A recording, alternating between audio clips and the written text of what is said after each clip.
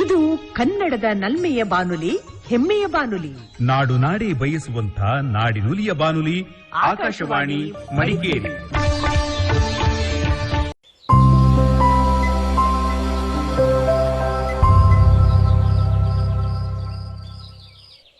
ಕಿಸಾನ್ ವಾಣಿ.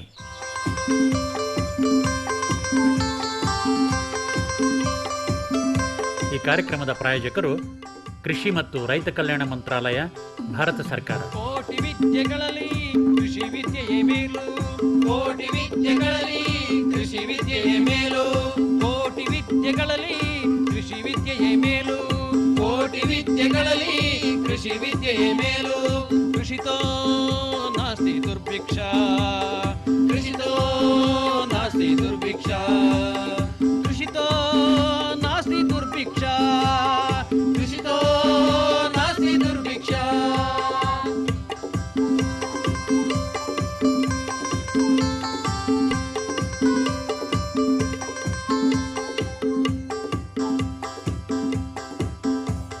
अरे अरे अरे क्या कर रहा है?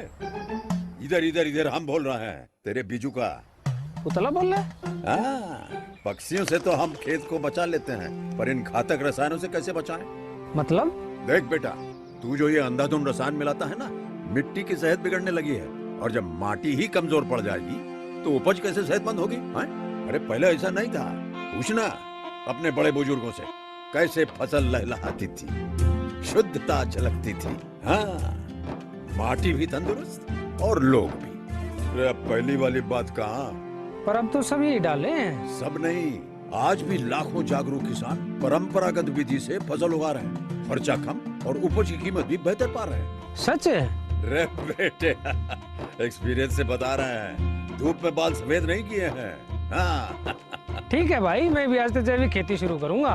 माटी से प्रेम की परंपरा है, परंपरागत खेती।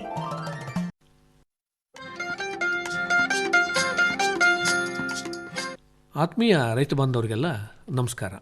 ಇವತ್ತಿನ ಕಾರ್ಯಕ್ರಮದಲ್ಲಿ ಮುಸ್ಕಿಂಜೋಳದ ಬೆಳೆಯನ್ನು ಬಾಧಿಸುವಂತಹ ಸೈನಿಕ ಹುಳು ಕೀಟದ ನಿರ್ವಹಣೆ ಬಗ್ಗೆ ಮಾಹಿತಿಯನ್ನು ಪಡ್ಕೊಳ್ಳೋಣ. ಈ ಕುರಿತು ನಮಗೆ ಮಾಹಿತಿಯನ್ನು ಮಾಡಿಕೊಡ್ತಾ ಇದ್ದಾರೆ ಕೊಡಗು ಜಿಲ್ಲೆ ಮಡಿಕೇರಿಯಲ್ಲಿರುವಂತಹ ಮಂಡ್ಯ ಕೃಷಿ ವಿಶ್ವವಿದ್ಯಾಲಯದ ಕೃಷಿ ವಿಸ್ತರಣಾ ಶಿಕ್ಷಣ ಘಟಕದ ಕೃಷಿ ಕೀಟಶಾಸ್ತ್ರ ವಿಭಾಗದ ಸಹಾಯಕ ಪ್ರಾಧ್ಯಾಪಕರಾದಂಥ ಡಾಕ್ಟರ್ ಎಚ್.ಸಿ. ಲತಾ ಅವರು. ನಮಸ್ಕಾರ ಡಾಕ್ಟರ್ ಲತಾ ಅವರೇ. ನಮಸ್ಕಾರ ರೈತ ಬಂದವರೇ. ಮುಸ್ಕಿಂಜೋಳದಲ್ಲಿ ಸೈನಿಕ ಹುಳು ಬಗ್ಗೆ ಕೇಳ್ತಾ ಇರ್ತೀವಿ. ಈ ಕೀಟ ಎಷ್ಟರ ಮಟ್ಟಿಗೆ ಮುಸ್ಕಿಂಜೋಳದ ಬೆಳೆಗೆ ಹಾನಿ ಮಾಡುತ್ತೆ, ಇದರ ಆರ್ಥಿಕ ಪ್ರಾಮುಖ್ಯತೆ ಏನು ಅಂತ ಸ್ವಲ್ಪ ಹೇಳ್ತೀರಾ? ಸರಿ ಸರ್. ಇದು ಮುಸ್ಕಿನ್ ಜೋಳ ನಮಗೆ ತಿಳಿದಿರೋ ಹಂಗೆ ಇದು ಒಂದು ದೇಶದಲ್ಲಿ ಎಲ್ಲ ಕಡೆನೂ ಬೆಳೀತಾರೆ. ಅದು ಒಂದು ಆಹಾರ ಬೆಳೆಯಾಗೂ ಕೂಡ ಬೆಳೀತಾರೆ, ಮತ್ತು ಮೇವಿನ ಬೆಳೆಯಾಗೂ ಕೂಡ ಬೆಳೀತಾರೆ. ಇದು ನಾವು ಮುಸ್ಕಿನ್ ಜೋಳ, ಮೆಕ್ಕೆಜೋಳ ಈ ಥರ ಬೇರೆ ಬೇರೆ ಹೆಸರುಗಳಿಂದ ಕರಿತಾ ಇರ್ತೀವಿ. ಇದೇನಾಗ್ತಿದೆ ಅಂದರೆ ಕಡಿಮೆ ಖರ್ಚಿನಲ್ಲಿ ರೈತರು ಜಾಸ್ತಿ ಲಾಭ ಮಾಡ್ಕೊಳ್ಳೋಂಥ ಒಂದು ಬೆಳೆ ಇದೆ. ಈ ಕಡೆ ಮಲೆನಾಡು ರೀಜನಲ್ಲೂ ಕೂಡ ನಾವು ಇದನ್ನು ನೋಡ್ಬೋದು. ಈಗ ಕುಶಾಲನಗರ ಆ ಕಡೆ ಎಲ್ಲನೂ ಈ ಮುಸ್ಕಿನ್ ಜೋಳ ಅನ್ನೋದು ಒಂದು ದೊಡ್ಡ ಬೆಳೆಯಾಗಿ ಆಗಿದೆ. ಆದರೆ ಈಗ ಈ ಬೆಳೆದು ವಿವಿಧ ಹಂತಗಳಲ್ಲಿ ಈ ಬೇರೆ ಬೇರೆ ಹುಳುಗಳೆಲ್ಲನೂ ಕಾಟ ಕೊಡ್ತಿದೆ. ಆದರೆ ನಮಗೆ ಗೊತ್ತಿರೋಂಗೆ ಈ ಫಾಲ್ ಆರ್ಮಿ ವರ್ಮ್ ಅಂತ ಏನು ಸೈನಿಕ ಹುಳ ಅಂತ ಹೇಳ್ತೀವಿ, ಅದು ಪ್ರಮುಖವಾದ ಒಂದು ಕೀಟ ಆಗಿದೆ. ಇದರಿಂದ ಬೆಳೆ 90% ಕೂಡ ಹಾನಿಯನ್ನು ಕಾಣಬಹುದಾಗಿದೆ. ಅಷ್ಟರ ಮಟ್ಟಿಗೆ ನಷ್ಟ ಉಂಟು ಮಾಡ್ತಿದೆ. ಅಂದ್ರೆ ಈ ಕೀಟನ ಸೈನಿಕ ಹುಳು ಅಂತ ಕರೀತಾರಲ್ಲ, ಯಾಕೆ ಅಂತೀರಿ? ಇದು ಏನಕ್ಕೆ ಸೈನಿಕ ಹುಳು ಅಂದ್ರೆ ನಮಗೆ ಗೊತ್ತಿರೋಂಗೆ ಈಗ ನಮ್ಮ ದೇಶ ಕಾಯೋದಕ್ಕೆ ಸೈನಿಕರು ಹೇಗೆ ಬರ್ತಾರೆ ಅಂದ್ರೆ ಗುಂಪಲ್ಲೇನೆ ಅವರು ಯುದ್ಧ ಮಾಡಬೇಕಾಗುತ್ತೆ. ಒಬ್ಬೊಬ್ರು ಹೋಗಿ ಮಾಡೋದಕ್ಕೆ ಏನೂ ಆಗೋದಿಲ್ಲ, ಅದರದ್ದು ಪ್ರಯೋಜನ ಕೂಡ ಆಗೋದಿಲ್ಲ. ಅದೇ ರೀತಿ ಇದೇನಾಗುತ್ತೆ ಅಂದರೆ ಸೈನಿಕ ಹುಳು ನಾವು ಯಾವಾಗಲೂ ಗುಂಪಲ್ಲಿ ನೋಡ್ತೀವಿ. ಇದು ಮೊಟ್ಟೆ ಇಡೋದ್ರಿಂದ ಹಿಡ್ಬೋದು, ಮರಿ ಇಡೋದೆಲ್ಲ ನೋಡಿ ಒಂದು ಗುಂಪಲ್ಲಿ ಇರುತ್ತೆ. ತುಂಬ ಸಾವಿರಾರು 100, 200 ಈ ಥರ ಎಲ್ಲ ನೋಡ್ತೀವಿ ನಾವು. ಇದು ಮತ್ತೆ ಒಂದು ಹೊಲನ ತಿಂದ ಮೇಲೆ ಮತ್ತೆ ಇನ್ನೊಂದು ಹೊಲಕ್ಕೆ ಹೋಗ್ಬೇಕಂದ್ರೆ ಸಾಗರೋಪಾದಿಯಲ್ಲೇ ಹೋಗುತ್ತದೆ. ಗುಂಪಾಗಿ ಹೋಗೋದ್ರಿಂದನೇ ಇದನ್ನು ಸೈನಿಕ ಹುಳು ಅಂತ ಹೇಳಿ ಹೆಸರು ಬಂದಿದೆ. ಅಂದ್ರೆ ಸಾಮೂಹಿಕವಾಗಿ ಇದು ಹಾನಿ ಮಾಡುವಂತ ಕೀಟ. ಹೌದೌದು ಸರ್. ಹಾಗಾಗಿ ಒಂದು ರೀತಿ ಶಿಸ್ತಾಗಿ ಸೈನಿಕ ರೀತಿಯಲ್ಲೇ ಇದು ಬೆಳೆಗೆ ತೊಂದರೆ ಕೊಡಬಹುದು ಅನ್ನೋ ಒಂದು ಆಧಾರದ ಮೇಲೆ ಇದನ್ನು ಸೈನಿಕ ಹುಳು ಅಂತ ಕರೀತಾರೆ. ಅಂದರೆ ಇದು ಬಂದಾಗ ಸಾಕಷ್ಟು ನಷ್ಟ ಉಂಟಾಗುತ್ತೆ. ಹಾನಿಯ ಮಟ್ಟ ಕೆಲವು ಸಂದರ್ಭದಲ್ಲಿ 90%ವರೆಗೂ ಹೋಗಬಹುದು ಅಂತ. ಈ ಸೈನಿಕ ಹುಳು ಬಂದಿದೆ ಅಂತ ನಮ್ಮ ರೈತ ಬಾಂಧವರು ಹೇಗೆ ತಿಳ್ಕೋಬಹುದು? ಮುಸ್ಕಿಂಜೋಳದ ಬೆಳೆನಲ್ಲಿ ಏನೇನು ಲಕ್ಷಣಗಳನ್ನು ನಾವು ಕಾಣಬಹುದು, ಈ ಸೈನಿಕ ಹುಳು ಹಾನಿ ಮಾಡ್ತಾ ಇದೆ ಅಂತ ಹೇಗೆ ತಿಳ್ಕೋಬಹುದು? ನಾವು ಹೊಲಗಳಿಗೆ ಹೋದಾಗ ಅದು 1 ತಿಂಗಳಿಂದನೂ ಬರುತ್ತೆ. ಆಮೇಲೆ ಕೂಡ 30-40 ಏನಿದೆ ಅವಾಗ ಜಾಸ್ತಿ ನಾವು ನೋಡ್ಬೋದು.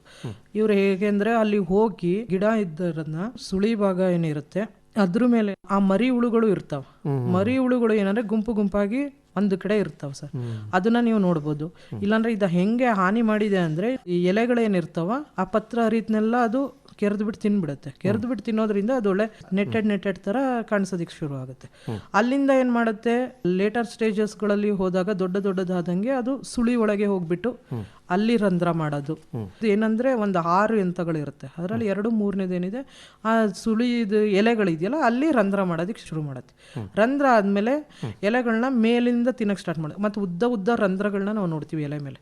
ಮತ್ತೆ ಅದ್ ಮೇಲಿಂದ ತಿನ್ನೋದಕ್ಕೆ ಸ್ಟಾರ್ಟ್ ಮಾಡಿದಾಗ ಎಲೆಗಳೆಲ್ಲ ಅರ್ಧಂಗೂ ಕೂಡ ನೋಡ್ತೀವಿ. ಅದ್ರ ಜೊತೆಗೆ ಬಿಳಿ ಮಚ್ಚೆಗಳು. ಆಮೇಲೆ ಕೀಟ ಜಾಸ್ತಿ ಹಾನಿ ಮಾಡಕ್ ಸ್ಟಾರ್ಟ್ ಮಾಡಿದಾಗ ಅಲ್ಲೇನಾಗುತ್ತೆ, ಜಾಸ್ತಿ ತಿಂದು ಇಕ್ಕೆಗಳನ್ನ ಕೂಡ ಜಾಸ್ತಿ ಆಗ್ತಾ ಹೋಗುತ್ತೆ. ಈ ಇಕ್ಕೆಗಳು ಹೆಂಗಿರುತ್ತೆ ಅಂದ್ರೆ ಈ ಗೋಧಿ ತೌಡುಗಳು ಆ ತರ ಇರುತ್ತೆ. ಅದೇನಂದ್ರೆ ಎಲ್ಲ ಕಡೆ ನಾವು ಚೆಲ್ದಂಗೆ ಕಾಣುತ್ತೆ.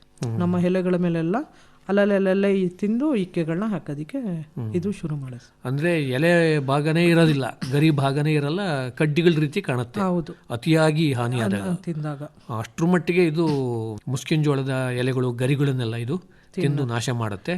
ಮತ್ತೆ ರಂಧ್ರಗಳನ್ನ ಕಾಣೋದು ಒಂದು ಮುಖ್ಯವಾದ ಒಂದು ಲಕ್ಷಣ. ಹಿಕ್ಕೆಗಳು ಕೂಡ ಅಲ್ಲಲ್ಲಿ ಹೆಚ್ಚಾಗಿ ಇರುತ್ತೆ. ಅದ್ರ ಜೊತೆಗೆ ನಾವು ಧಾನ್ಯ ಏನಿದೆ ಅದನ್ನು ಕೂಡ ಆಮೇಲೆ ತಿನ್ನೋದಿಕ್ಕೆ ಶುರು ಮಾಡ್ತಾರೆ. ಕಾಳುಗಳನ್ನು ಕೂಡ ಇದು ಮೇಜರ್ ಆಗಿ ಎಲೆಗಳನ್ನ ತಿನ್ನುತ್ತೆ.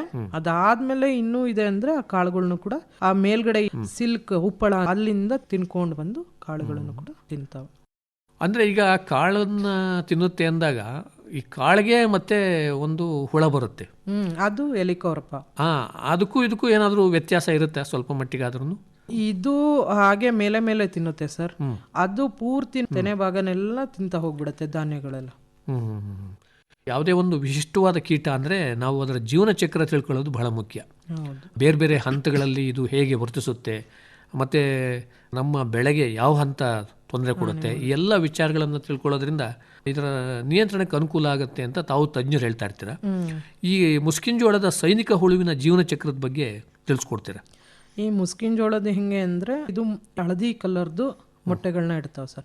ಈ ಮೊಟ್ಟೆಗಳು ಏನ್ ಮಾಡ್ತವೆ, ಎಲೆ ಕೆಳಗಡೆ 100-120 ಗುಂಪಾಗಿ 150 ಈ ತರ ಇಡುತ್ತೆ. ಅದು ಒಂದು ಹೆಣ್ಣು ಪತಂಗ ಏನಿದೆ ಅದು 1500 ತನಕ ಇಡುತ್ತೆ. ಕೆಳಗಿಟ್ಟಿರುತ್ತೆ. ಅದ್ರ ಮೇಲೆ ಒಂದು ಕವರ್ ತರನು ಕೂಡ ಮಾಡ್ಕೊಂತಾವ. ಆಮೇಲೆ ಏನಾಡುತ್ತೆ, ಒಂದು 10 ದಿನ ಆದ ತಕ್ಷಣ ಮರಿ ಹುಳುಗಳು ಬರಕ್ ಸ್ಟಾರ್ಟ್ ಆಗ್ತವೆ. ಮರಿ ಹುಳುಗಳು ಏನಂದ್ರೆ ಅದರಲ್ಲಿ ಬೇರೆ ಬೇರೆ ಹಂತಗಳು ಇರ್ತವೆ. ಒಂದು 6 ಹಂತ ತರ ನೋಡ್ತೀವಿ ನಾವು. ಅದರಲ್ಲಿ ಮೊದಲನೇ ಹಂತಗಳು ಇವು ಬಂದ್ಬಿಟ್ಟು ಹೆಂಗಿರುತ್ತೆ ಅಂದ್ರೆ ಹಸಿರು ಕಲರ್ ಇರುತ್ತೆ ದೇಹ ಎಲ್ಲ, ತಲೆ ಮಾತ್ರ ಕಪ್ಪು ಕಲರ್ ನಾವು ನೋಡ್ಬೋದು. ಇದು ಗುಂಪಾಗೇ ಇರುತ್ತವೆ ಇವನು ಕೂಡ. ಆಮೇಲೆ ಹೋಗ್ತಾ ಏನಾಗುತ್ತೆ, ಅದು ಕಂದು ಬಣ್ಣಕ್ಕೆ ತಿರುಗುತ್ತೆ. ಇವು ಏನ್ ಮಾಡ್ತಾವ, ಒಂದು 6 ಅಂತ ಏನಿದೆ ಅದು ಒಂದು 30 ದಿನದಲ್ಲಿ ಮುಗಿಸ್ಬಿಡುತ್ತೆ. 30 ದಿನದಲ್ಲಿ ಈ ಮರಿ ಹುಳುಗಳು ಆದ್ಮೇಲೆ ನೆಕ್ಸ್ಟ್ ಕೋಶಾವಸ್ಥೆಗೆ ಈ ಮಣ್ಣೊಳಗೆ ಹೋಗುತ್ತೆ. 2-7 ಸೆಂಟಿಮೀಟರ್ ಒಳಗಡೆ ಮಣ್ಣೊಳಗೆ ಹೋಗುತ್ತೆ. ಮಣ್ಣೊಳಗೆ ಹೋದ್ಮೇಲೆ ಅಲ್ಲಿಂದ ಕೋಶ ಒಂದು 10 ದಿನ ಆದ್ಮೇಲೆ ಮತ್ತೆ ಪತಂಗ ಆಗಿ ಹೊರಗೆ ಬರ್ತವೆ.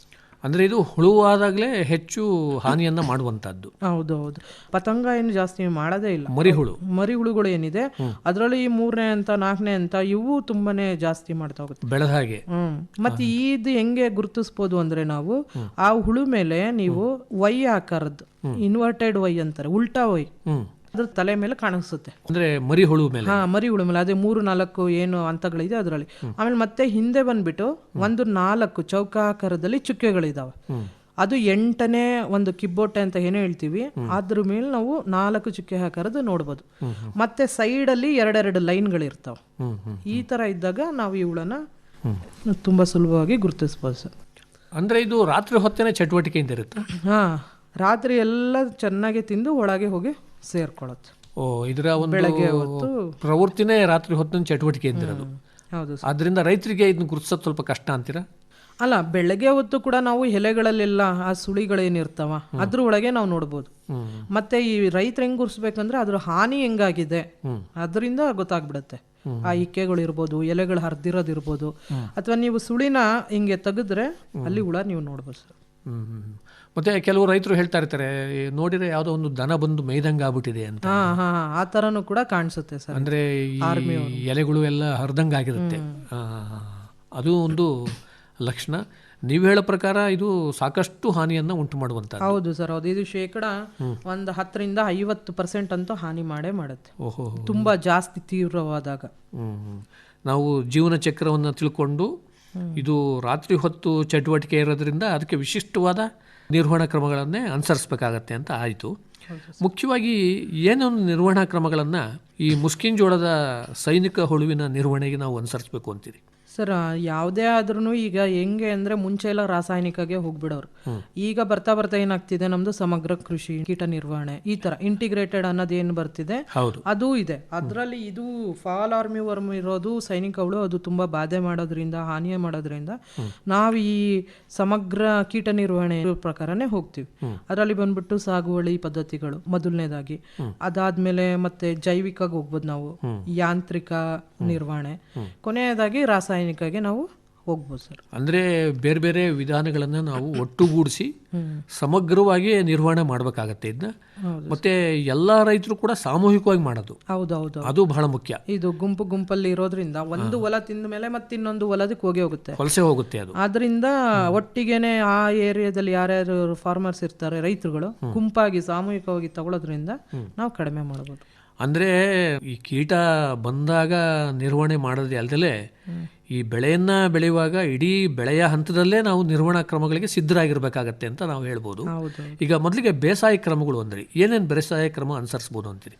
ಬೇಸಾಯ ಕ್ರಮಗಳು ಅಂತ ಅಂದ್ರೆ ಸರ್, ಯಾವುದೇ ಬೆಳೆ ಹಾಕ್ಬೇಕಂದ್ರೂ ಮೊದಲು ನೀವು ಉಳುಮೆ ಮಾಡ್ಲೇಬೇಕು. ಹೌದು, ಅದೇ ಈ ಮಾಗಿ ಉಳುಮೆ ಅಂತ ಅಂದ್ರೆ ಅದೇ ಸಮ್ಮರ್ ಪ್ಲೋಯಿಂಗ್ ಅಂತ ಏನ್ ಕರಿತೀವಿ ನಾವು, ಈ ಏಪ್ರಿಲ್ ಮೇ ಅಂತದ್ರಲ್ಲಿ ಆಗ ನಾವು ಒಂದು ಉಳುಮೆ ಮಾಡಬೇಕಾಗುತ್ತೆ. ಆ ಉಳುಮೆ ಮಾಡೋದ್ರಿಂದ ಏನಾಗುತ್ತೆ, ಈ ಕೋಶಾವಸ್ಥೆ ಹೇಗಿದ್ರು ಅದು ಮಣ್ಣಿನೊಳಗೆ ಹೋಗೋದು. ನಾವು ಹಂಗೆ ಮಾಡೋದ್ರಿಂದ ಆ ಮಣ್ಣು ಇರ್ಬೋದು ಅಥವಾ ಮೊಟ್ಟೆಗಳು ಇರ್ಬೋದು, ಹುಳುಗಳು ಏನಿದೆ ಈ ಸೂರ್ಯನಿಗೆ ಒಡ್ಕೊಳ್ತವೆ. ಅವಾಗ ಅಲ್ಲಿ ಆ ಕಿರಣಗಳಿಂದ ಸಾಯುತ್ತೆ. ಒಂದು ಅಂದ್ರೆ ಸೂರ್ಯನ ಬಿಸಿಲಿನ ಬೇಗೆಗೆ ಸಿಕ್ಕು ಮಣ್ಣಲ್ಲಿರುವಂತ ಕೋಶಗಳು ನಾಶ ಆಗ್ತವೆ, ಅದು ಒಂದು ಇರ್ಬೋದು. ಮತ್ತೆ ಈ ಪಕ್ಷಿಗಳು ಏನ್ ಮಾಡ್ತಾವ, ಬಂದು ಆ ಮರಿ ಹುಳುಗಳು ಇರ್ಬೋದು, ಅವನ್ನೆಲ್ಲ ಆರಿಸ್ಕೊಂಡು. ನಿಜ, ನಮ್ಮ ರೈತರು ಉಳುಮೆ ಮಾಡ್ತಾ ಇರುವಾಗ ಸಾಧಾರಣವಾಗಿ ನಾವು ಪಕ್ಷಿಗಳನ್ನ ನಾವು ನೋಡ್ತಾ ಇರ್ತೀವಿ. ಹಿಂದೆ ಎಲ್ಲ ತುಂಬಾ ಕೊಕ್ಕರೆಗಳು ಇರ್ಬೋದು ಅಥವಾ ಬೇರೆ ಬೇರೆ ಪಕ್ಷಿಗಳನ್ನ ನಾವು ಬರ್ತವೆ. ಅಂದ್ರೆ ನಮಗೆ ಅವು ಅನುಕೂಲ ಮಾಡಿಕೊಡೋದಕ್ಕೆ ಇರ್ತವೆ ಅಂತ ಹೇಳಬೇಕು. ಯಾಕೆಂದ್ರೆ ಅಲ್ಲಿ ಬರುವಂತಹ ಕೀಟಗಳ ಕೋಶಗಳನ್ನ ನಾವು ಆರಿಸ್ಕೊಂಡು ತಿಂತಾ ಇರ್ತವೆ. ಹೌದು ಸರ್, ಹೌದು. ಅದು ಒಂದು ಮಾಡಬಹುದು. ಅದ್ರ ಮತ್ತೆ ಇವರು ಏನು ಬಿತ್ತನೆ ಮಾಡ್ತಾರೆ ಅದನ್ನ ಕರೆಕ್ಟ್ ಸೂಕ್ತ ಸಮಯದಲ್ಲಿ ಮಾಡ್ಬೇಕು. ಜೂನ್ ತಿಂಗಳಲ್ಲಿ ಏನ್ ಬಿತ್ತನೆ ಇದೆ ಅವಾಗ ಮಾಡ್ಬಿಟ್ರೆ ಇದು ನಮಗೆ ಕಾಣಿಸ್ಕೊಳಲ್ಲ. ನೆಕ್ಸ್ಟ್ ಅದು ಒಂದ್ ಮಾಡ್ಬೋದು. ಮತ್ ನೀವ್ ಹೇಳ್ದಂಗೆ ಎಲ್ಲ ಸಾಮೂಹಿಕವಾಗಿ ಬಿತ್ತನೆ ಮಾಡ್ಕೋಬೇಕು. ಒಂದೇ ಸಲ ಮಾಡಿದ್ರೆ ಕಡಿಮೆ ಮಾಡ್ಬೋದು ಇದನ್ನ. ಅದ್ರ ಜೊತೆಗೆ ಇನ್ನೊಂದೇನ್ ಹೇಳ್ತಾರೆ, ಅದಕ್ಕೆ ಬೆಳೆ ಪರಿವರ್ತತೆ ಇರ್ಬೋದು ಅಥವಾ ಇಂಟರ್ ಕ್ರಾಪಿಂಗ್ ತರ ಆತರ ಏನಾರು ಉದ್ದು ಇರ್ಬೋದು, ಅಲಸಂದೆ, ಮತ್ ಇನ್ನೊಂದೇನು ಸೂರ್ಯಕಾಂತಿ, ಹರಳು, ಈ ತರ ಬೇರೆ ಬೇರೆ ಬೆಳೆಗಳನ್ನ ಕೂಡ ನಾವು ಇದ್ರಲ್ಲಿ ಬೆಳ್ಕೋಬಹುದು ಸರ್. ಅಂದ್ರೆ ಅಂತರ ಬೆಳೆಗಳನ್ನ ಬೆಳೆದಾಗ ಒಂದ್ ರೀತಿ ಆ ಬೆಳೆಗಳನ್ನ ಈ ಕೀಟ ಅಷ್ಟು ಇಷ್ಟಪಡಲ್ಲ, ಆಕರ್ಷಿಸ್ತವೆ ಸರ್. ಅವು ಇದಕ್ಕಿಂತ ಅದಕ್ಕೋಗಿ ಅಟ್ರಾಕ್ಟ್ ಆಗಂಗೆ ಅಂದ್ರೆ ದ್ವಿದಳ ಧಾನ್ಯದ ಬೆಳೆಗಳನ್ನ ಬೆಳೆಯೋದು ಒಳ್ಳೇದು ಅಂತೀರಿ? ಹೌದು ಸರ್, ಹೌದು. ಅದ್ರ ಜೊತೆಗೆ ಮತ್ತೆ ನೀವು ತಳಿಗಳನ್ನ ಆಯ್ಕೆ ಮಾಡ್ಬೇಕಾದ್ರೂ ಕೂಡ ಕರೆಕ್ಟ್ ಆಗಿ ಮಾಡ್ಕೋಬೇಕು ಸರ್. ಒಂದೇನಂದ್ರೆ ಅದು ತೆನೆ ಏನಿದೆ ಅದಕ್ಕೆ ಅದು ಸಿಪ್ಪೆ ಇರುತ್ತಲ್ಲ ಅದು ಗಟ್ಟಿಯಾಗಿ ಅಂಟ್ಕೊಂಡಿರ್ಬೇಕು, ಮುಸ್ಕು ಅಂತೀವಲ್ಲ, ಅದು ಚೆನ್ನಾಗಿ ಅಂಟ್ಕೊಂಡಿರ್ಬೇಕು. ಅವಾಗ ಇದ್ರ ಒಳಗೆ ಅಷ್ಟು ಹೋಗೋದು ಕೂಡ ಕಾಳು ಒಳಗೆ ತಡಿಬಹುದು. ತೆನೆ ಒಳಗಡೆ ಪ್ರವೇಶ ಮಾಡೋದು ಕಷ್ಟ ಆಗುತ್ತೆ ಈ ಸೈನಿಕ ಹುಳುವಿಗೆ. ಆ ರೀತಿ ಒಂದು ಕ್ರಮನೂ ಇದೆ.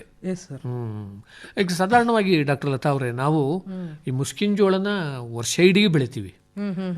ಈಗ ಮುಂಗಾರಿನಲ್ಲೂ ಬೆಳಿತೀವಿ, ಮತ್ತೆ ಚಳಿಗಾಲ ಪ್ರಾರಂಭ ಆಗಿನ ಮುಂಚೆ ಸೆಪ್ಟೆಂಬರ್ ಅಕ್ಟೋಬರ್ ಅಲ್ಲೂ ಇದನ್ನ ಬಿತ್ತನೆ ಮಾಡ್ತೀವಿ, ಮತ್ತೆ ಜನವರಿನಲ್ಲೂ ನಾವು ಇದನ್ನ ಬಿತ್ತನೆ ಮಾಡ್ತೀವಿ. ಯಾವ ಒಂದು ಕಾಲದಲ್ಲಿ ಹೆಚ್ಚಾಗಿ ಕಂಡು ಬರುತ್ತೆ? ಮುಂಗಾರು ಏನಿದೆ ಸರ್, ಅದರಲ್ಲಿ ಯಾವುದೇ ಕ್ರಾಪ್ ಆದ್ರೂ ನೀವು ಈ 30-40 ದಿನ ಇದೆಯಲ್ಲ ಅವಾಗ ಇದು ಜಾಸ್ತಿ ಬಂದೇ ಬರುತ್ತೆ ಸರ್.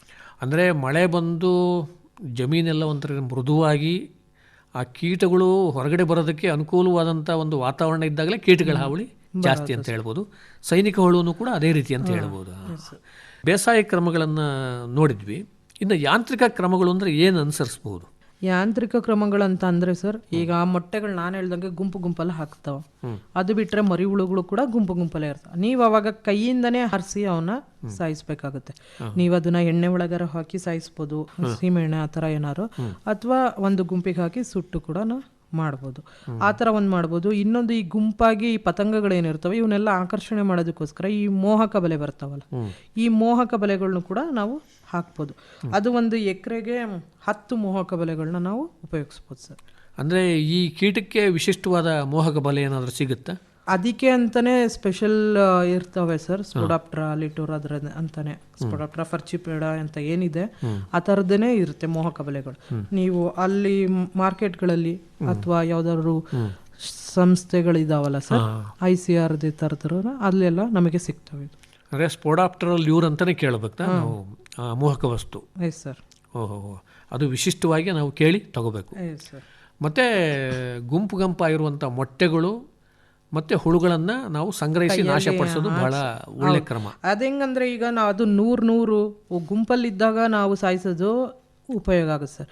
ಅದೇ ನೀವು ಅದನ್ನ ಹಂಗೆ ಬಿಟ್ರೆ ಇಡೀ ಇದನ್ನೆಲ್ಲ ತಿಂದು ರಾತ್ರಿನೇ ಆವಾಗ ನಾವು ಒಂದೊಂದಕ್ಕೂ ಸಿಂಪರಣೆ ಮಾಡ್ಕೊಂಡು ಯಾವ ಹಂತದಲ್ಲಿ ಚೆದರ್ತವೆ ಅವು ಎಲ್ಲ ಬಿಡಿ ಆಗುತ್ತವೆ? ಮೊದಲು ಗುಂಪಾಗಿರ್ತವೆ. ಮೊದಲನೇ ಹಂತದೆಲ್ಲ ಗುಂಪಲ್ಲೇ ಇರ್ತವೆ ಸರ್. ಆಮೇಲೆ ಹೋಗ್ತಾ 2ನೇ ಹಂತ 3ನೇ ಹಂತಕ್ಕೆ ಚೆದರಿ ಬಿಡ್ತವೆ. ಅವಾಗ ಮಾಡೋದು ಅವಾಗ ಕಷ್ಟ ಆಗುತ್ತೆ. ಆದ್ರಿಂದ ನಾವು ಗುಂಪಾಗಿದ್ದಾಗ ಮೊಟ್ಟೆ ನಾಶ ಮಾಡಬೇಕು. ಅವಾಗ ಉಪಯೋಗ ಆಗುತ್ತೆ ಸರ್. ನೀವು ದೊಡ್ಡದಾದ್ಮೇಲೆ ಸ್ವಲ್ಪ ಮಾಡ್ಬೋದು, ಆದ್ರೆ ಸ್ವಲ್ಪ ಜಾಸ್ತಿ ಟೈಮು ಲೇಬರ್ ಇರ್ಬೋದು, ಎಲ್ಲ ಜಾಸ್ತಿ ಬೇಕಾಗುತ್ತೆ, ಕಷ್ಟ ಆಗುತ್ತೆ. ಇವು ಮುಖ್ಯವಾಗಿ ಯಾಂತ್ರಿಕ ಕ್ರಮಗಳು. ಮತ್ತೆ ಮೋಹಕ ಬಲೆಗಳು ಹೇಳಿದ್ರಿ. ಮತ್ತೆ ಬೆಳಕಿನ ಬಲೆನೂ ಏನಾದರೂ ಬಳಸ್ಕೋಬೋದಾ ಇದಕ್ಕೆ? ಪತಂಗಗಳನ್ನ ಆಕರ್ಷಿಸೋದಕ್ಕೆ ಲೈಟ್ ಟ್ರಾಪ್ಸ್ ಅದು ಬರುತ್ತೆ ಸರ್. ಪತಂಗಗಳಿಗೆ ಅದನ್ನು ಆಗುತ್ತೆ. ಯಾಕೆಂದ್ರೆ ಮೊಟ್ಟೆಗಳನ್ನ ನೀಡೋದನ್ನ ನಾವು ಎಷ್ಟು ಮಟ್ಟಿಗೆ ತಪ್ಪಿಸ್ತೀವೋ ಅಷ್ಟರ ಮಟ್ಟಿಗೆ ಹಾವಳಿನೂ ಕಡಿಮೆ ಆಗ್ಬೋದು ಸರ್. ಬೆಳಕಿಗೂ ಕೂಡ ಇದು ಅಟ್ರಾಕ್ಟ್ ಆಗುತ್ತೆ. ಅದು ಒಂದು ಕ್ರಮನೂ ಕೂಡ ಅನುಸರಿಸ್ಬೋದು ಅಂತ. ಇನ್ನು ಜೈವಿಕ ಕ್ರಮಗಳು ಅಂದ್ರೆ ಏನು ಅನುಸರಿಸ್ಬೋದು ಅಂತೀರಿ? ಜೈವಿಕ ಕ್ರಮಗಳಂತ ಅಂದ್ರೆ ಪರತಂತ್ರ ಜೀವಿಗಳು ಅಥವಾ ಪರಾವಲಂಬಿಗಳು ಅಂತ ಹೇಳ್ತೀವಿ. ಅದು ನಮ್ಮ ಹೊಲದಲ್ಲಿ ಇರೋದೇನೆ. ಅವನ್ನೆಲ್ಲ ಸ್ವಲ್ಪ ಅದ್ರದ್ದು ಬೆಳವಣಿಗೆಗಳನ್ನ ಅಥವಾ ಸಂತತಿನ ಜಾಸ್ತಿ ಮಾಡ್ಬೇಕಂದ್ರೆ ಈ ಹೂವಿನ ಬೆಳೆಗಳು ಹಾಕಿರ್ಬೋದು ಅಥವಾ ಹಕ್ಕಡಿ ಕಾಳು ಅಂತ ಹೇಳಿ ಈ ತರ ಗಿಡಗಳನ್ನ ಹಾಕೊಳ್ಳೋದ್ರಿಂದ ಇವ್ರದ್ದು ಬೆಳವಣಿಗೆ ಸಂತತಿ ಜಾಸ್ತಿ ಆಗುತ್ತೆ. ಈ ತರ ಒಂದ್ ಮಾಡ್ಬೋದು ನೀವು. ಮತ್ತೆ ಈ ಮೋಹಕ ಬಲೆ ಬಿದ್ದಿರುತ್ತಲ್ಲ, ಅದ್ರ ಒಳಗೆ ಕೀಟ ಏನ್ ಬಿದ್ದಿರುತ್ತೆ ಅದನ್ನ ನೋಡ್ಕೊಂಡು ನೀವು 3 ತಿಂಗಳ ಬೆಳೆಯಲ್ಲಿ 3 ತಿಂಗಳ ಏನಾದ್ರು ಬೆಳೆ ಇದ್ರೆ ಅದರದಲ್ಲಿ ಮೊಟ್ಟೆ ಪರತಂತ್ರ ಜೀವಿಗಳು ಏನ್ ಬರ್ತಾವೆ, ಟೀಲೋನಮಸ್ ರಿಮಸ್ ಅಂತ ಬರ್ತಾವೆ ಸರ್. ಇನ್ನೊಂದು ಟ್ರೈಕೋಗ್ರಾಮ ಪ್ರಿಟೇಸಮ್ ಅಂತ ಒಂದು ಬರುತ್ತೆ. ಇವೆರಡೂ 50,000 1 ಎಕರೆಗೆ 55,000 ಇಂಥ ವೀಕ್ಲಿ ಇಂಟರ್ವಲ್ ಅಂತ 1 ವಾರ ಬಿಟ್ಟು 1 ವಾರಕ್ಕೆ ನಾವು ಬಿಡ್ಬೋದು ಸರ್. ಇದನ್ನ ಮಾಡ್ಬೋದು. ಇನ್ನೊಂದು ಜೈವಿಕ ಅಂದ್ರೆ ನಮಗೆ ಗೊತ್ತಿರಂಗೆ ಮೆಟ್ರೈಸಿಯಂ ರಿಲೇ ಒಂದಿದೆ, ಮತ್ತೆ ಬ್ಯಾಸಿಲಸ್ ತುರೆಂಜೆನ್ಸಿಸ್ ಕಟಸಕಿ ಯಾವ್ದು ಡಿಫ್ರೆಂಟ್ ಪ್ರಭೇದಗಳಿದ್ದಾವೆ. ಅದನ್ನ ನೀವೇನ್ ಮಾಡ್ಬೇಕು ಅಂದ್ರೆ 2 ಗ್ರಾಮ್ ಇದು BT ಅನ್ನೋದೇನಿದೆ ಅದನ್ನು 1 ಗ್ರಾಮ್ 1 ಲೀಟರ್ಗೆ ನೀರು ಹಾಕೊಂಡು ಇದನ್ನ ಸುಳಿ ಒಳಗೆ ನಾವು ಸಿಂಪರಣೆ ಮಾಡಬೇಕಾಗುತ್ತೆ ಸರ್. ಇದರಿಂದ ನಾವು ಜೈವಿಕ ಇದ್ರನ್ನ ಕಂಟ್ರೋಲ್ ಮಾಡ್ಬೋದು. ಇದನ್ನ 10 ದಿನಕ್ಕೆ ಒಂದು ಗ್ಯಾಪ್ ತರ ಕೊಟ್ಟು ಮಾಡಬೇಕಾಗುತ್ತೆ ಸರ್. ಜೈವಿಕ ಕ್ರಮ ಅನುಸರಿಸೋದು ಬಹಳ ಮುಖ್ಯವಾಗುತ್ತೆ. ಹೌದು ಸರ್. ಅದು ಈ ಕೊಡಗು ಇದರಲ್ಲಿ ಜಾಸ್ತಿ ಯಾರು ರಾಸಾಯನಿಕ ಹೋಗಲ್ಲ ಅಂದಾಗ ನಾವು ಈ ತರ ಜೈವಿಕ ಸಾವಯವ ಯಾರು ಮಾಡ್ತಿರ್ತಾರೆ ಅವರಿಗೆ ಇದು ಉಪಯೋಗ ಸರ್. ಅಂದ್ರೆ ಈ BT ಫಾರ್ಮುಲೇಷನ್ ಮತ್ತೆ ಮೆಟ್ರೇಸಿಯಂ ಇವೆರಡನ್ನು ನಾವು ಹೋಗ್ಬೋದು, ಬಳಸ್ಕೋಬಹುದು. ಇನ್ನು ಬೇವಿನ ಕಷಾಯ ಬೇವಿನ ಬೀಜದ ಕಷಾಯ ಅದನ್ನು ಕೂಡ ನಾವು ಹೋಗ್ಬೋದು 5% 5% ನಾವು ಅದನ್ನು ಕೂಡ ಬಳಸ್ಬೋದು. ಅಂದ್ರೆ 1 ಲೀಟರ್ಗೆ ಸುಮಾರು 50 ಗ್ರಾಮ್ನಷ್ಟು ಈ ಬೇವಿನ ಬೀಜದ ಪುಡಿಯನ್ನು ನೆನೆಸ್ಕೊಂಡು ಅದರ ಒಂದು ಸಾರವನ್ನು ಸಿಂಪರಣೆಗೂ ಕೂಡ ಬಳಸ್ಕೋಬಹುದು. ಸ್ವಲ್ಪ ಸೋಪನ್ನ ಹಾಕಿ ನಾವು ಬಳಸ್ಕೋಬಹುದು. ಹೌದು ಸರ್. ಅದು ಒಂದು ಕ್ರಮ. ಈ ಜೈವಿಕ ಕ್ರಮನೂ ಕೂಡ ಒಳ್ಳೆ ಚೆನ್ನಾಗಿ ಕೆಲಸ ಮಾಡುತ್ತೆ. ಅಂದ್ರೆ ಕೀಟ ವಿಕರ್ಷಕವಾಗಿ ಕೆಲಸ ಮಾಡುತ್ತೆ ಇದು ಬೇವಿನ ಎಣ್ಣೆನೂ ಬಳಸ್ಕೋಬೋದಲ್ವಾ? ಬೇವಿನ ಎಣ್ಣೆಗಿಂತನೂ ನೀವು ಜಾಸ್ತಿ ಬೇವಿನ ಕಷಾಯ ಒಂದಿರ್ಬೋದು ಅಥವಾ ಬೇವಿನ ಪುಡಿಗಳು ಈ ತರದಕ್ಕೆ ಹೋಗಿದ್ರೆ ನಿರ್ವಹಣೆ ಮಾಡ್ಕೋಬಹುದು ಅಂತೀರಾ? ಇನ್ನ ರಾಸಾಯನಿಕ ಕ್ರಮಗಳನ್ನು ಏನಾದರೂ ಬಳಸ್ಕೋಬಹುದಾ ಈ ಒಂದು ಸೈನಿಕ ಹುಳು ನಿರ್ವಹಣೆಗೆ? ಬಳಸ್ಬೋದು ಸರ್.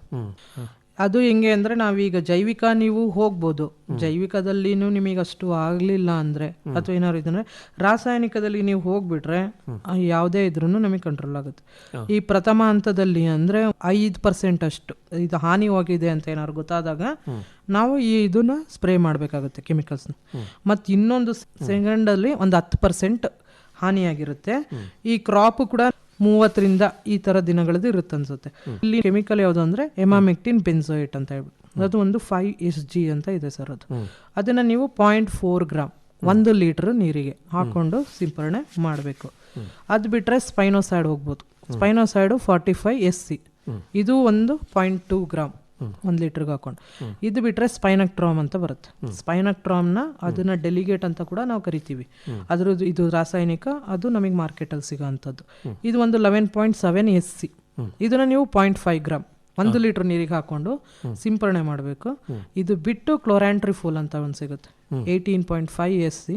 ಇದು ಒಂದು 0.4 ml 1 ಲೀಟರ್ ನೀರಿಗೆ ಹಾಕೊಂಡು ಸುಳಿಗಳಲ್ಲಿ ಸಿಂಪರಣೆ ಮಾಡೋದ್ರಿಂದ ನಾವು ಇದನ್ನ ತಡೆಗಟ್ಟಬಹುದು. ಯಾಕೆಂದ್ರೆ ನೀವು ತಿಳಿಸಿದ್ರಿ ಇದು ರಾತ್ರಿ ಹೊತ್ತು ಚಟುವಟಿಕೆಯಿಂದ ಇರುವಂತ ಕೀಟ ಅಂತ. ಮತ್ತೆ ಮಣ್ಣಲ್ಲೂ ಕೂಡ ಅಡಕೊಳ್ಳುತ್ತೆ ಅಂತಾನೂ ಹೇಳಿದ್ರಿ. ಈಗ ನಾವು ಸಿಂಪರಣೆ ಮಾಡೋದು ಗಿಡಗಳಿಗೆ ಮಾತ್ರ, ಸಸ್ಯಗಳಿಗೆ, ಎಲೆಗಳು, ಗರಿಗಳು, ಕಾಂಡ ಇದಕ್ಕೆಲ್ಲಾನು. ಮಣ್ಣಿಗೆ ಸಿಂಪರಣೆ ಮಾಡೋದಕ್ಕಾಗೋದಿಲ್ಲ. ಅಂತ ಸಂದರ್ಭದಲ್ಲಿ ತಾವು ತಿಳಿಸಿದಾಗೆ ವಿಷದ ತಿಂಡಿಯನ್ನು ಬಳಸ್ಕೋಬೇಕಾಗುತ್ತೆ. ವಿಷದ ತಿಂಡಿ ಅಂದ್ರೆ ಏನೇನಿರುತ್ತೆ ಅದರಲ್ಲಿ? ವಿಷದ ತಿಂಡಿ ಬಂದ್ರೆ ಸರ್, ಇದು ಭತ್ತದ ತೌಡು ಇರ್ಬೋದು ಅಥವಾ ಗೋಧಿ ತೌಡು ಅಂತ, ಅದನ್ನ ಒಂದು 10 kg ತಗೋಬೇಕು. ಅದಕ್ಕೆ ಮತ್ತೆ ಒಂದು 2 ರಿಂದ 4 kg ಬೆಲ್ಲ ಅದನ್ನು ತಗೊಬಂದು ಮಿಕ್ಸ್ ಮಾಡ್ಕೋಬೇಕು. ಮಿಕ್ಸ್ ಮಾಡಿ ಇದನ್ನ ಒಂದು 14 ಗಂಟೆ ನೆನೆಸ್ಕೋಬೇಕು. ಒಂದು ಸ್ವಲ್ಪ ನೀರು ಹಾಕಿ ನೆನೆಸಿ ಇಟ್ಬಿಡ್ಬೇಕು. ಅದಕ್ಕೆ ಮೊನೊಕ್ರೋಟೋಫಾಸ್ ಏನು ಬರುತ್ತೆ ಅದನ್ನ ಒಂದು 125 ಮಿಲಿಗ್ರಾಮ್ ಹಾಕ್ಬಿಟ್ಟು ಚೆನ್ನಾಗಿ ಮಿಕ್ಸ್ ಮಾಡಿ ಸಂಜೆ ಹೊತ್ತು ಅದನ್ನ ಇಡೀ ಗದ್ದೆಲೆಲ್ಲ ಅಲ್ಲಲ್ಲಿ ಇಟ್ಕೊಂಡು ಹೋಗ್ಬೇಕು. ಅಂದ್ರೆ ಹುಂಡೆ ರೀತಿ ಮಾಡಿ ಇಟ್ಟಾಗ ಅದು ರಾತ್ರಿ ಹೊತ್ತು ಬಂದಾಗ ಅದು ತಿಂದಾಗ ಅದ್ರ ಒಳಗೆ ಈ ರಸಾಯನ ಏನಿರುತ್ತೆ ಅದು ತಿಂದಾಗ ಅದು ಸತ್ತು ಹೋಗುತ್ತೆ ಸರ್. ಅದು ಮಾಡ್ಬೋದು. ಮತ್ತೆ ಇನ್ನೊಂದು ಮೆಲಾಥಿಯನ್ ಅಂತ ಒಂದು ಸಿಗುತ್ತಲ್ಲ, ಮೆಲಾಥಿಯನ್ 5D ಏನು ಬರುತ್ತೆ, ಅದನ್ನ ಒಂದು 8 kg ಇಡೀ ಗದ್ದೆಯಲ್ಲಿ ಸಂಜೆ ಹೊತ್ತು ಧೂಳೀಕರಿಸಬಹುದು. ಅಂದ್ರೆ ಗಿಡಗಳಿಗೆ ಮಾಡಬೇಕಾಗತ್ತ. ಗಿಡಗಳಿಗೆ ಮಾಡಿದಾಗ ಹಂಗೆ ಸ್ವಲ್ಪ ಸಾಯಿಲಿಗೂ ಆಗುತ್ತಲ್ಲ ಸರ್. ಸೊ ಅದ್ರ ಒಳಗೆ ಏನಿರುತ್ತೆ ಕೋಶ ಇರ್ಬೋದು, ಅವೆಲ್ಲ ಕೂಡ ಕಂಟ್ರೋಲ್ ಆಗ್ತದೆ. ಮೆಲಾಥಿಯನ್ ಶೇಕಡ ಇದರ ಪುಡಿ ಅದನ್ನು ಕೂಡ ಬಳಸ್ಕೋಬಹುದು. ಹೌದು ಸರ್. ಅಂದ್ರೆ ಇವು ಕೀಟನಾಶಕಗಳು ಇರ್ತಾವಲ್ಲ, ಸಾಧಾರಣವಾಗಿ ಎಷ್ಟು ಸಿಂಪರಣೆ ಬೇಕಾಗತ್ತೆ ಅಂತೀರಾ? ಈಗ 5% ಏನಾರು ಹಾನಿ ಕಾಣಿಸ್ದಾಗ ಒಂದು ಸಿಂಪರಣೆಗೆ ಹೋಗಿ, ಮತ್ತೆ ಒಂದು 10% ಆದ ತಕ್ಷಣ ಇನ್ನೊಂದು ಸಿಂಪರಣೆ, ಅದು ಆಗಿಲ್ಲ ಅಂದ್ರೆ ಮತ್ತೆ ಒಂದು 10 ದಿನಕ್ಕೊಂದ್ಸಲ ಇನ್ನೊಂದು ಸ್ಪ್ರೇಗೆ ಹೋಗ್ಬೋದು. ಅಂದ್ರೆ ಕನಿಷ್ಠ ಒಂದು 2 ಸಿಂಪರಣೆ ಆದ್ರೂ ಬೇಕಾಗಬಹುದು. ಅದನ್ನ ನೋಡ್ಕೊಂಡು, ಹಾನಿಯ ಪ್ರಮಾಣ ನೋಡ್ಕೊಂಡು ನಾವು ಅದನ್ನ ನಿರ್ಧರಿಸಬೇಕಾಗತ್ತೆ. ಹೌದು ಸರ್. ನಮ್ಮ ಒಂದು ಪರಿಸ್ಥಿತಿಗೆ ಯಾವುದು ಅನುಕೂಲ ಆಗುತ್ತೋ ಅದನ್ನ ಮಾಡ್ಕೋಬೇಕಾಗತ್ತೆ. ಮತ್ತೆ ಕೀಟನಾಶಕಗಳನ್ನ ಬದಲಾಯಿಸಿಕೊಂಡು ಸಿಂಪರಣೆ ಮಾಡೋದು ಒಳ್ಳೆಯದು. ಒಂದೇ ಕೀಟನಾಶಕವನ್ನು ಸಿಂಪರಣೆ ಮಾಡೋದಕ್ಕಿಂತ ಬೇರೆ ಬೇರೆಯನ್ನ ಬದಲಾಯಿಸಿ ಮಾಡಬೇಕು. ಇದಕ್ಕೆ ಏನಂದ್ರೆ ಸ್ಪೈನೋಕ್ಟ್ರಾಮ್ ಸಿಂಪರಣೆ ಮಾಡ್ಬೋದು ಸರ್. ಅದನ್ನ ಮಾಡಿದ್ರೆ ಡೆಲಿಗೇಟ್, ಅದು ನಿಯಂತ್ರಣ ಆಗ್ತಾ ಇಲ್ಲ ಅಂದ್ರೆ ಮತ್ತೆ ಕ್ಲೋರಾಂಟ್ರಿಫೋಲ್, ಈ ತರ ಬೇರೆ ಬೇರೆ ಅದಕ್ಕೆ ಹೋಗ್ಬೇಕಾಗುತ್ತೆ. ಇನ್ನು ಈ ಮುಸ್ಕಿನ್ ಜೋಳದಲ್ಲಿ ಕೇದಿಗೆ ರೋಗದ ಹಾವಳಿ ಕೂಡ ಕಂಡುಬರುತ್ತೆ ಅಂತ ಕೇಳಿದ್ದೀವಿ. ಈ ಕೇದಿಗೆ ರೋಗದ ಒಂದು ಹಾನಿಯ ಲಕ್ಷಣಗಳು ಹೇಗಿರ್ತವೆ ಅಂತೀರಾ? ಈ ಕೇದಿಗೆ ರೋಗ ಅಂದ್ರೆ ಬೂಜು ರೋಗ. ಇದೇನಂದ್ರೆ ಈಗ ನಾವು ಜಾಸ್ತಿ ನೋಡ್ತಾ ಇದೀವಿ ಸರ್. ಅದ್ರಲ್ಲೂ ಈ ಕುಶಾಲನಗರ ಈ ಎಲ್ಲಿ ಮುಸ್ಕಿನ್ ಜೋಳ ಬೆಳೀತಿದ್ದಾರೆ ಅಲ್ಲಿ ಜಾಸ್ತಿ ಬಂದಿದೆ. ಬಿಳಿ ಸುಳಿ ರೋಗ ಅಂತ ಆ ತರನು ಕೂಡ ಕರೀತಾರೆ. ಇದು ಇಂಗ್ಲಿಷ್ ಅಲ್ಲಿ ಡೌನಿ ಮಿಲ್ಡ್ಯೂ ಅಂತ ಹೇಳ್ತಾರೆ. ಅದನ್ನೇ ಇದು ಕೇದಿಗೆ ರೋಗ ಅಂದ್ರೆ. ಇದು ಬರೋದು ಶಿಲೀಂಧ್ರದಿಂದಾನೆ. ಶಿಲೀಂಧ್ರದಿಂದ ಬರೋದ್ರೆ ಅದೇ ಹೆಂಗಿದೆ ಅಂದ್ರೆ ಹಾನಿಕಾರಕ ಶಿಲೀಂಧ್ರ ಮತ್ತೆ ಉಪಯುಕ್ತ ಶಿಲೀಂಧ್ರ ಅಂತ 2 ವಿಧಗಳಿರ್ತವೆ. ಆದ್ರೆ ನಮಗೆ ರೋಗಗಳೇನ್ ಬರ್ತಾವ ಅವು ಬರೋದೆಲ್ಲ ಹಾನಿಕಾರಕ ಇಂದ. ಉಪಯುಕ್ತ ಅಂದ್ರೆ ನೀವು ಮೆಟ್ರೈಸಿಯಂ ಇರ್ಬೋದು, ಅವೆಲ್ಲ ಬಂದ್ಬಿಟ್ಟು ಉಪಯುಕ್ತ ಆಗ್ತವೆ. ಅವು ಇವನೇ ತಿಂತಾವ ಸರ್, ಆ ಥರ ಇರುತ್ತೆ. ಇದೇನಿದೆ ಹಾನಿಕಾರಕ ಇರೋದ್ರಿಂದ ಇದರಲ್ಲಿ ಇದು ಬೂಜು ರೋಗ, ಕೇದಿಗೆ ರೋಗ ನೋಡ್ತೀವಿ. ಅದು ಹೆಂಗೆ ಅಂದ್ರೆ ಎಲೆ ಕೆಳಗಡೆ ಎಲ್ಲ ನಾವು ಬಿಳಿ ಬಿಳಿ ಶಿಲೀಂಧ್ರಗಳು ತುಂಬಾನೇ 1000 ಗಟ್ಟಲೆ ಇರುತ್ತೆ ಸರ್. ಆಮೇಲೆ ಅದರಿಂದ ಎಲೆ ಹಳದಿ ಬಣ್ಣಕ್ಕೆ ತಿರುಗುತ್ತೆ. ಇದರಿಂದ ಅದ್ರದ್ದು ಬೆಳವಣಿಗೆನೂ ಕೂಡ ಕುಂಠಿತ ಆಗುತ್ತೆ. ಅಂದ್ರೆ ನಮ್ಮ ಕೇದಿಗೆ ಹಳದಿ ಬಣ್ಣಕ್ಕೆ ತಿರುಗುತ್ತೆ, ಅದಕ್ಕೇನೆ ಕೇದಿಗೆ ರೋಗ ಅಂತ ಹೇಳಿ ಕರೀತಾರೆ. ಆಮೇಲೆ ಅದ್ರದ್ದು ಬೆಳವಣಿಗೆ ಕುಂಠಿತ ಆಗ್ತಾ ಹೋಗುತ್ತೆ ಸರ್. ಆಮೇಲೆ ಒಂಥರ ಗರಿಗಳೆಲ್ಲ ಸೀಳ್ಬಿಡ್ತವೆ, ಬಾಗ್ಗಳಾಗ್ಬಿಟ್ಟು. ಅಂದ್ರೆ ಬೆಳವಣಿಗೆ ಎಲೆ ಕೆಳಗಡೆನೆ ಕಂಡು ಬರೋದ್ರಿಂದ ಡೌನಿ ಮಿಲ್ಡ್ಯೂ ಅಂತ ಕರೀತಾರೆ. ಹೌದೌದು. ಎಲೆ ಕೆಳಭಾಗದಲ್ಲಿ, ಡೌನ್ ಅಂದ್ರೆ ಕೆಳಭಾಗದಲ್ಲಿ ಇದನ್ನ ಬೂಜು ರೋಗ, ಬೂಜು ತುಪ್ಪಟ ರೋಗ, ಕೇದಿಗೆ ರೋಗ, ರೈತರ ಭಾಷೆಯಲ್ಲಿ ಬಿಳಿ ಸುಳಿ ರೋಗ, ಹೀಗೆ ಬೇರೆ ಬೇರೆ ಹೆಸರುಗಳಿಂದ ಇದಕ್ಕೆ ಕರೀತಾರೆ. ಮುಖ್ಯವಾಗಿ ಇದು ಶಿಲೀಂಧ್ರದಿಂದ ಉಂಟಾಗುವಂತ ರೋಗ. ಯಾವ ಹಂತದಲ್ಲಿ ಹೆಚ್ಚಾಗಿ ಕಂಡು ಬರುತ್ತೆ ಅಂತೀರಾ ಇದು? ಈ ಡೌನಿ ಮಿಲ್ಡ್ಯೂ, ಕೇದಿಗೆ ರೋಗ, ಸೈನಿಕಗಳು ಅದು ಕೂಡ ಇರುತ್ತೆ. ಎರಡನ್ನೂ ಒಂದೇ ಗದ್ದೆಲ್ಲೂ ಕೂಡ ನೋಡಬಹುದು, ಒಂದೇ ಜಮೀನಲ್ಲಿ ನೋಡಬಹುದು, ಒಂದೇ ಬೆಳೆಯಲ್ಲಿ ನೋಡಬಹುದು. ಅದರಿಂದ ನಿರ್ವಹಣಾ ಕ್ರಮಗಳನ್ನು ಕೂಡ ಎರಡು ಸೇರಿಸೇನೆ ನಾವು ತೆಗೆದುಕೋಬಹುದು. ಈಗ ಒಂದು ವೇಳೆ ಮುಸ್ಕಿನ್ ಜೋಳದ ಕೇರಿಗೆ ರೋಗ ಬಂದಿದೆ ಅಂದರೆ ಏನು ನಿರ್ವಹಣಾ ಕ್ರಮ ಅನುಸರಿಸಬೇಕಾಗುತ್ತೆ? ಇದು ಶಿಲೀಂಧ್ರ ಇರೋದ್ರಿಂದ ಸರ್, ನಮಗೆ ಗೊತ್ತಿರೋಂಗೆ ಶಿಲೀಂಧ್ರಗಳು ಇರ್ಬೋದು, ಯಾವುದೇ ರೋಗಾಣುಗಳು ಈ ಬೀಜದಿಂದನೇ ಅಥವಾ ಮಣ್ಣಿಂದ ಈ ತರ ಇಂದನೇ ಸ್ಟಾರ್ಟ್ ಆಗ್ತವೆ. ಅದಕ್ಕೆ ನಾವೇನ್ ಮಾಡಬೇಕು, ಮೊದಲೇ ಬೀಜಗಳಿಗೇನೆ ಒಂದು ಬೀಜೋಪಚಾರ ಕೊಡಬೇಕು. ಮ್ಯಾಂಕೋಸೆಬ್ಬು ಮತ್ತೆ ಮೆಟಾಲಿಕ್ಸಿಲ್ ಅಂತ ಹೇಳ್ಬಿಟ್ಟು, ಮ್ಯಾಂಕೋಸೆಬ್ ಏನಿದೆ ಅದು 64 ಮಿಶ್ರಣ 72 WP ಅಂತ ಹೇಳಿ, ಇದನ್ನ 3 ಗ್ರಾಮ್ 1 kg ಬೀಜಕ್ಕೆ ಅದನ್ನ ಚೆನ್ನಾಗಿ ಮಿಕ್ಸ್ ಮಾಡಿ ಒಂದ್ ಸ್ವಲ್ಪ ಹೊತ್ತು ಹಾರಕ್ ಬಿಟ್ಟು ಬೀಜೋಪಚಾರ ಒಂದು. ಅದಾದ್ಮೇಲೆ ಒಂದು 30 ದಿನ ಆದ್ಮೇಲೆ ಕಾಣಿಸ್ತಿದೆ ಈ ತರ ಎಲ್ಲ ಆಯ್ತು ಅಂದ್ರೆ ಈ ಅಜೋಸೈಸ್ಟ್ರೋಬಿನ್ ಅಂತ ಹೇಳ್ಬಿಟ್ಟು ಅದೊಂದು 18.2 ಅಜಾಕ್ಸಿಸ್ಟ್ರೋಬಿನ್ ಅದು ಒಂದು, ಪ್ಲಸ್ ಡೈಫೆನಕೊನಜಾಲ್ ಬಂದ್ಬಿಟ್ಟು 11.4 SC. ಇದನ್ನ 1 ಲೀಟರ್ ನೀರಿಗೆ ಹಾಕೊಂಡು ಅದಕ್ಕೆ ಸಿಂಪರಣೆ ಮಾಡಿದ್ರೆ ಕಂಟ್ರೋಲ್ ಆಗುತ್ತೆ ಸರ್. 1 ವಾರಕ್ಕೆ ನೋಡಿ ಅಥವಾ 10 ಡೇಸಿಗೆ ನೋಡಿ ಮತ್ತೆ ಸಿಂಪರಣೆ ಮಾಡಬೇಕು. ಮತ್ತೆ ಈ ರೋಗ ಬಂದಿರುವಂತ ಗಿಡಗಳನ್ನ ಬೇರೆ ಗಿಡಗಳಿಗೆ ಸಂಪರ್ಕಕ್ಕೆ ಬರದಂತೆ ಕಿತ್ತು ನಾಶಪಡಿಸೋದು ಬಹಳ ಮುಖ್ಯ. ಈಗ ಹೆಂಗಾಗಿದೆ ಅಂದ್ರೆ ಈ ಸಲ ನಿಮಗೆ ಡೌನಿ ಮಿಲ್ಡ್ಯೂ ಬಂದಿರುತ್ತೆ, ನೀವು ಇಲ್ಲ ಇರ್ಲಿ ಬಿಡಿ ಅಂತ ಹೇಳಿ ಬಿಟ್ರೆ ನೆಕ್ಸ್ಟ್ ನೀವು ಮತ್ತೆ ಅದೇ ಕ್ರಾಪ್ ಹಾಕಿದಾಗ ಆ ಪಕ್ಕದ ಗದ್ದೆ ಏನಿದೆ, ಈ ಹೊಲ ಏನಿದೆ, ಇಲ್ಲಿ ಏನಿದೆ, ಎಲ್ಲದಕ್ಕೂ ಕೂಡ ಇದು ಬಂದ್ಬಿಡುತ್ತೆ, ಹೋಗ್ತಾ ಹೋಗುತ್ತೆ. ಅಂದ್ರೆ ಬೆಳೆ ಪರಿವರ್ತನೆ ಬಹಳ ಮುಖ್ಯ ಅಂತ. ಹೌದು ಸರ್. ಅದೇ ಜೋಳನೇ ಹೋಗ್ಬಾರ್ದು, ಬೇರೆ ಯಾವ್ದಾದ್ರು ಪರ್ಯಾಯ ಬೆಳೆಗಳು ಏನಿದಾವೋ ಅದಕ್ಕೆ ಹೋಗ್ತಾ ಹೋಗ್ಬೋದು. ಅಂದ್ರೆ ಮುಸ್ಕಿನ್ ಜೋಳವನ್ನೇ ಬೆಳೆದ ಜಮೀನಲ್ಲೇ ಬೆಳಿಬಾರ್ದು, ಒಂದು ರೀತಿ ಪರ್ಯಾಯವಾಗಿ. ಈಗೆಲ್ಲ ಏನಾಗಿದೆ ಅಂದ್ರೆ ಸರ್, ಈಗ ಇರೋದು ಎಲ್ನಿನೋ ಅನ್ನೋದೊಂದು ಏನಿದೆ, ಅದು ಬಂದಿರೋದ್ರಿಂದ ಮಳೆ ಎಲ್ಲ ನಿಮಗೀಗ ಭತ್ತ ಬೆಳೆಯೋದಕ್ಕೂ ಕಷ್ಟ, ವಾತಾವರಣ, ವೆಜಿಟೇಬಲ್ಗೆ ಹೋಗ್ಬೇಕಾಗುತ್ತೆ, ತರಕಾರಿಗಳಿಗೆ. ಇಲ್ಲ ಅಂದ್ರೆ ಮುಸ್ಕಿನ್ ಜೋಳ ಬಿಟ್ಟು ಈ ರಾಗಿ ಈ ತರದನ್ನ ಒಂದು ಹೊಸ ಪ್ರಯತ್ನ ಕೂಡ ಇಲ್ಲಿ ಮಾಡೋದಿಕ್ಕೆ ಅವಕಾಶ ಇದೆ. ಅಂದ್ರೆ ಬೆಳೆ ಪರಿವರ್ತನೆಗೆ ಅವಕಾಶ ಇದೆ ಅಂತ. ಹೌದು.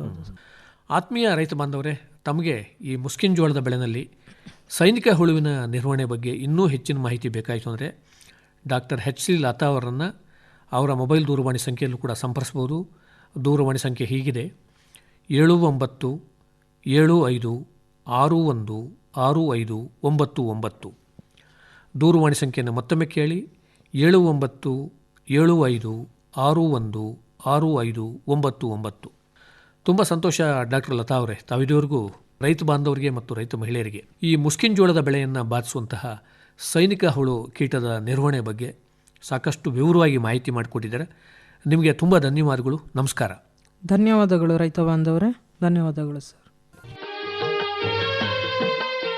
ಇವರನ್ನು ಸಂದರ್ಶಿಸಿದವರು PM ಜಗದೀಶ್. ಪ್ರಧಾನಮಂತ್ರಿ ಕಿಸಾನ್ ಮಾನ್ಧನ್ ಯೋಜನೆ ಸಿಗುವುದು ಪೆನ್ಷನ್ನ ಆಸರೆಯು ಆಗದು ನಿರಾಸರೆ ಇನ್ನು ಸಿಗುವುದು ಸಂತಸದ ಕ್ಷಣವು ಕಳೆಯುವುದು ಸುಖದಿಂದ ವೃದ್ಧಾಪ್ಯ ರಕ್ಷಿತ ಆಗುವ ಅನ್ನದಾತ ಸುರಕ್ಷಿತ ಆಗುವ ಅನ್ನದಾತ. ಪ್ರಧಾನಮಂತ್ರಿ ಕಿಸಾನ್ ಮಾನ್ಧನ್ ಯೋಜನೆಯಿಂದ ಲಘು ಮತ್ತು ಸಣ್ಣ ಹಿಡುವಳಿದಾರ ರೈತರ ಭವಿಷ್ಯವಾಗುತ್ತೆ ಸುರಕ್ಷಿತ. 60 ವರ್ಷ ವಯಸ್ಸಾದ ನಂತರ 3,000 ರೂಪಾಯಿಗಳ ಮಾಸಿಕ ಪೆನ್ಷನ್ ಖಚಿತ. 55ರಿಂದ 200 ರೂಪಾಯಿಗಳ ಮಾಸಿಕ ಶುಲ್ಕ ನೀಡಿ 18ರಿಂದ 40 ವರ್ಷ ತನಕ ರೈತರು ಪ್ರವೇಶಿಸಬಹುದು. ಈ ಅಂಶದಾನ ಯೋಜನೆಯಲ್ಲಿ ಸರ್ಕಾರ ನೀಡುತ್ತದೆ ಸಮಪಾಲು ಕೊಡುಗೆ. ಎಲ್ಲ ರೈತ ಬಾಂಧವರು ಈ ಸೇವೆಯ ಪ್ರಯೋಜನಕ್ಕಾಗಿ ಜನಸೇವಾ ಕೇಂದ್ರಕ್ಕೆ ಹೋಗಿ ಉಚಿತವಾಗಿ ತಮ್ಮ ಹೆಸರನ್ನು ನೋಂದಾಯಿಸಿಕೊಳ್ಳಿ. ಪ್ರಧಾನಮಂತ್ರಿ ಕಿಸಾನ್ ಮಾನ್ಧನ್ ಯೋಜನೆ ಅನ್ನದಾತರ ಪರಿಶ್ರಮಕ್ಕಾಗಿ ಈಗ ಪೆನ್ಷನ್ನಿಂದ ಅವರ ಮನೆ ಸುರಕ್ಷಿತ. ಕೃಷಿ ಮತ್ತು ರೈತ ಕಲ್ಯಾಣ ಖಾತೆ ಭಾರತ ಸರ್ಕಾರದ ವತಿಯಿಂದ ಜನಹಿತಕ್ಕಾಗಿ ಜಾರಿ. ಇದುವರೆಗೆ ಕಿಸಾನ್ ವಾಣಿ ಕೇಳಿದಿರಿ.